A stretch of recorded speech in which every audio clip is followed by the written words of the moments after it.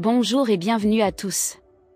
Le 5 septembre 2021, une date de liberté, de défi et d'espoir renouvelée en Guinée. Les Guinéens ont tout à fait le droit de viser toujours plus haut, car la vie est exigeante. Cependant, ils ne devraient pas commettre l'erreur de confondre le meilleur avec le pire, de s'oublier si rapidement en se plongeant dans le déni d'une amnésie consciencieuse et intéressée. Un ingrat n'oublie pas, il choisit de ne pas se souvenir pour rester libre de tout engagement moral, de toute dette envers autrui. Le 5 septembre 2021, au lever du jour, la Guinée a été confiée à de nouvelles mains, le professeur Alpha Condé, contraint de prendre sa retraite. N'oubliez pas de vous abonner et d'activer la cloche de notification pour ne rater aucune de nos prochaines vidéos. C'est parti. Le colonel Mamadi Doumbouya et ses camarades d'armes ont pris la décision, en toute conscience, d'engager leur vie et celle de leurs proches pour permettre à leur pays, à un tournant décisif, de retrouver l'honneur perdu, la joie de vivre, et de renouer avec les espoirs et les promesses de lendemains meilleurs.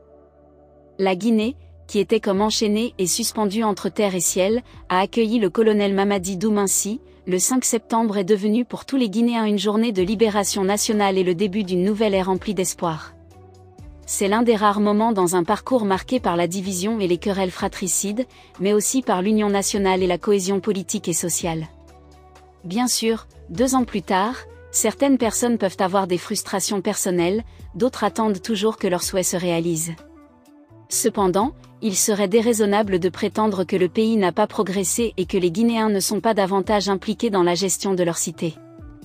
Le pouvoir des élites et des oligarchies notoires est en révolution.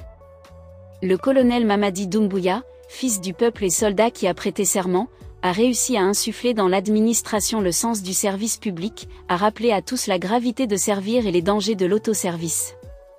Il peut rencontrer des obstacles dans sa détermination à mettre fin aux mauvaises pratiques et à liquider l'héritage d'un passé tumultueux, mais personne ne doute de sa bonne foi. L'histoire ne s'intéresse guère aux émotions futiles, aux crises et aux gesticulations. Elle retient les faits, les actions et les œuvres charitables. Il y a eu une Guinée avant le 5 septembre, et il y en aura une autre dans le sillage du colonel Mamadi Doumbouya. Quoi qu'on dise ou fasse, plus rien ne sera comme avant dans un pays où le temps semblait figé et où l'espoir s'était évanoui. C'est une période si récente qu'il est difficile de l'oublier, même si les Guinéens ont souvent tendance à oublier leurs racines, préoccupés par leurs intérêts personnels. Cependant, chacun sait que la liberté ne s'obtient pas sans prendre de grands risques, parfois même au prix de sacrifices ultimes.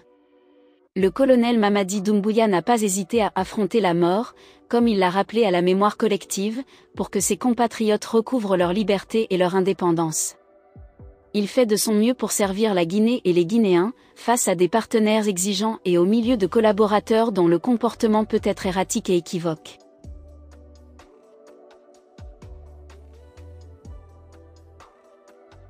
Combien de Guinéens peuvent rivaliser en courage avec lui, prêts au don de soi, comme il l'a si clairement montré un certain matin du 5 septembre 2021. Cette date, comme d'autres événements historiques, restera gravée dans toutes les mémoires. Les luttes pour la liberté, les grandes réalisations de l'histoire et les mouvements populaires sont toujours entourés de mystères et d'ombres. Pourtant, cela n'a jamais terni la brillance ni l'impact des révolutions bénéfiques qui ont jalonné toutes les époques. Par exemple, le 14 juillet 1789, jour de la prise de la Bastille dans un bain de sueur et de sang, est célébré chaque année en France lors de la fête nationale de l'indépendance. Une célébration ne concerne pas seulement les vainqueurs et les héros. Elle sert aussi à se souvenir des martyrs et de les personnes, souvent anonymes, qui ont toutes contribué à l'histoire, même si elles ne sont pas toujours honorées à temps à cause de la sélectivité de l'histoire et de la manière dont elle choisit ses événements. Le 5 septembre doit être célébré afin qu'aucun citoyen dans un pays ne soit sujet à l'amnésie et au déni ne confonde ses ressentiments personnels avec la nécessité de se souvenir de l'histoire et de l'impact inébranlable qu'elle a eu sur le pays.